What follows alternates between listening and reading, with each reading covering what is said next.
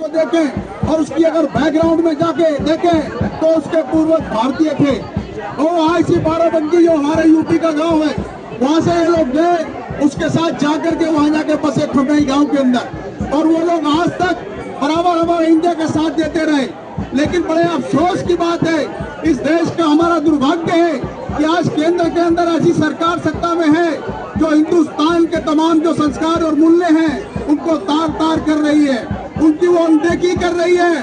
और आज जाकर के बोलते हैं विदेशों में कि ये हिंदुस्तान हमारा मदरलैंड है, और वो जाके इजराइल में बोलते हैं ये हमारा फादरलैंड है। अरे बड़े हास्यास्पद बात करते हैं, जिसको आप माँ कहते हैं उस माँ के सिद्धांतों को आप तार तार करते हैं, हटा के एक तरफ फेंक देते हैं, और आप आके जाके ऐसे लोगों की गोदी में बैठते हैं जो बिल्कुल ठीक आपकी संस्कृति के खिलाफ है।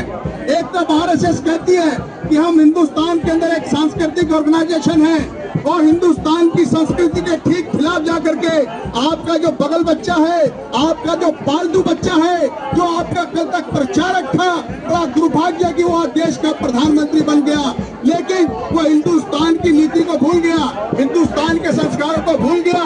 और ये वादा सिद्ध कर दिया मोदी साहब ने कि हिंदुस्तान के अंदर जो मौजूदा संगठन आरएसएस है, जो उसके संस्थापक है चित्त पावन ब्राह्मण लोग, उनका सीधा सीधा डीएनए जाकर के इजराइल से मिलता है।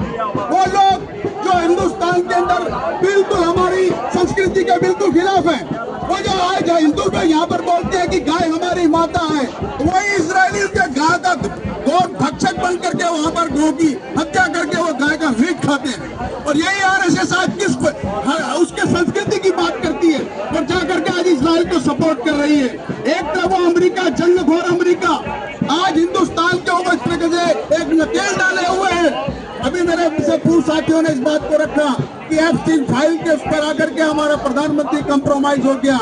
ये बात हकीकत है, ये किसी से छुपी नहीं है। किसी को चीज को लेकर के आज हमारे प्रधानमंत्री की जबान को लकवा मार गया।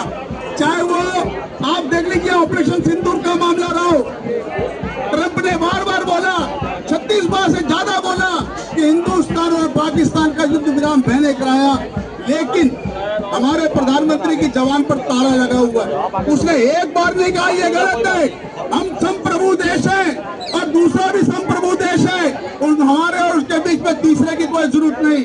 आज आप कश्मीर के मुद्दे को इंटरनेशनल इशू बनाना चाहते हैं मोदी जी, लेकिन आज से 75 साल से आप लगातार इतिहास उठा के देख लीजिए, कश्मीर के मुद्दे को अपने बाइलेटरल के अंदर रखा है, द्विपक्षीय मुद्दों में रखा है। आप उसको आप अंतर्राष्ट्रीय मुद्दा बना रहे हैं, ये आपकी सरकार का सबसे बड़ा फेल्यूर है।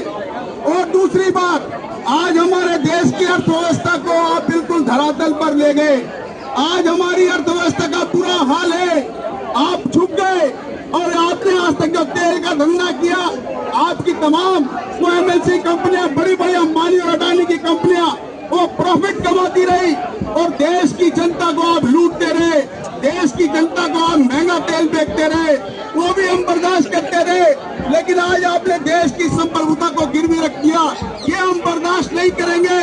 आज आप जाके अमेरिका की गोद में बैठ के, आज आप जाके इजराइल की गोद में बैठ के, जो हमारी नॉन अलाइनमेंट समिट, जो हमारी फॉरेन पॉलिसी थी, जिसको लेकर के विश्व हमारे पर गर्व करता था, आज वो लोग हमारे पर 150 से ज्यादा देश हमारे उस नॉन अलाइनमेंट समिट में काम करते थे। जहाँ तक यासर अराफत की बात है, वो इंदिरा गांधी को बहन समझता था, और जहाँ तक फिडेल कास्ट्रो की बात है, वो भी हमारे देश के प्रधानमंत्री की इज्जत करते थे।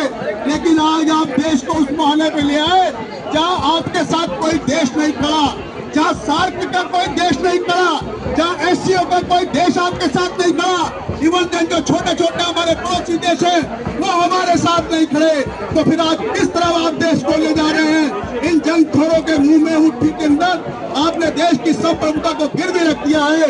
रिवोल्यूशनरी सोशलिस्ट पार्टी, भारत सरकार की, भारतीय जनता पार्टी सरकार की विरोध करती है, आलोचना करती है।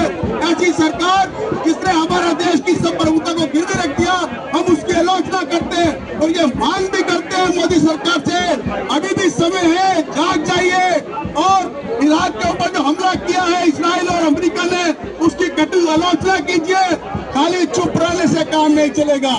जहाँ तक चुप रहने की बात है, फिर तो जो अपोजिशन के लीडर है राहुल साहब, राहुल गांधी जी, उनकी बात सत्य है।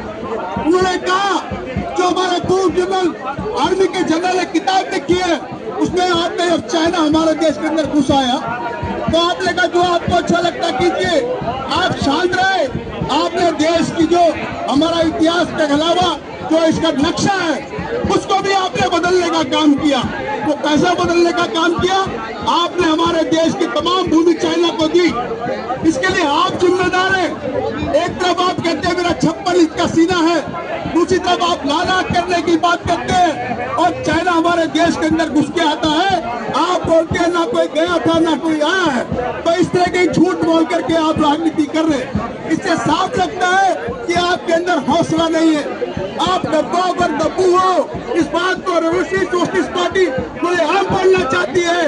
आपने देश की संप्रभुता को गिरवी रखा। हिंदुस्तान की जनता आपको माफ नहीं करेगी। आने वाले समय में जो आपने इतिहास रचा है वो देश के ऊपर कालिक पोतने वाला इतिहास है। इस देश की ये हमेशा गर्व का इतिहास था। हमेशा हमने उन दबे कुचले गरीब देशों का हमने साथ दिया। अब तक का कोई भी प्रधानमंत्री रहा हो उसने उन तमाम गरीब देशों का साथ दिया। लेकिन आज आपने अपने गुरु की भी बात नहीं रखी।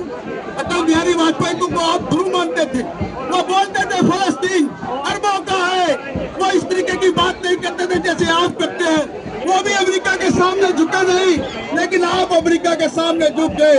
ये जो आपकी गलत नीति है इसका हम बराबर विरोध करते हैं और रेवोल्यूशनरी सोशलिस्ट पार्टी भारत सरकार से मांग करती है आप इसकी कठोर आलोचना कीजिए। ये शब्दों का खेल खेलना बंद कीजिए, उनको डिप्लोमेसी सपोर्ट मत कीजिए, उनको सामरिक सपोर्ट मत दीजिए। जो देश के अंदर इस तरह की बदगुमानी फैला रहे, कल भूल जाएंगे आप कि आपके साथ क्या हुआ, क्योंकि आज आप हैं कल नहीं रहेंगे।